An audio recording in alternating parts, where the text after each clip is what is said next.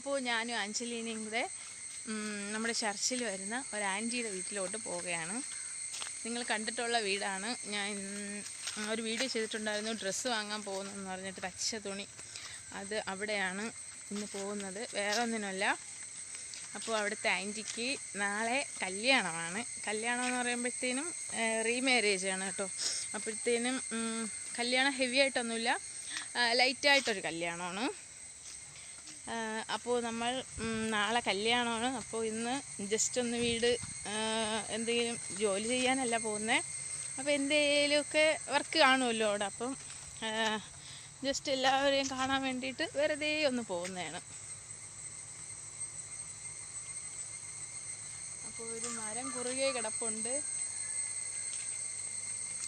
അയ്യോ, ഓക്കെ.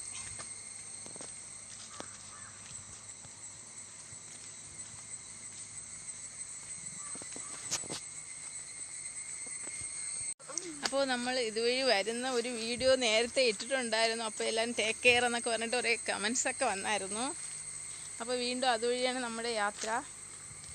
അപ്പോൾ ഇവിടെ കണ്ടാൽ തന്നെ അറിയാം, നല്ല വനം പോലെ കിടക്കുന്നുണ്ട്.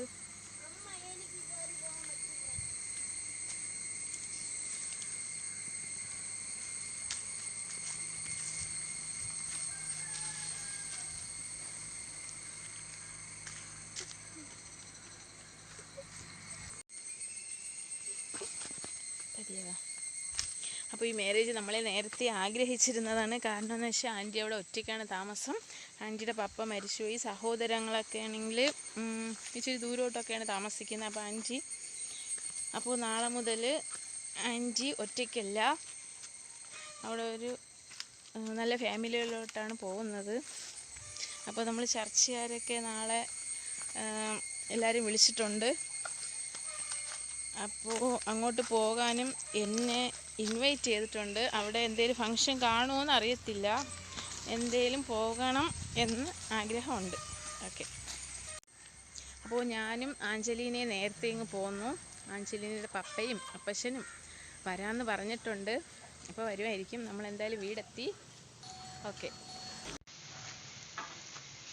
അപ്പോൾ ആഞ്ജലീനയുടെ പപ്പയും അപ്പച്ചനും വന്നിട്ടുണ്ട്. ഇവിടെ ടാർപോളിനെയൊക്കെ കെട്ടുന്നതിൻ്റെ ചെറിയൊരു ജോലിയാണ് അവർക്ക്. എനിക്കും അഞ്ജലീനയ്ക്കും പ്രത്യേകിച്ച് ജോലിയൊന്നുമില്ല, നമ്മളിങ്ങനെ നടക്കുന്നു വെറുതെ.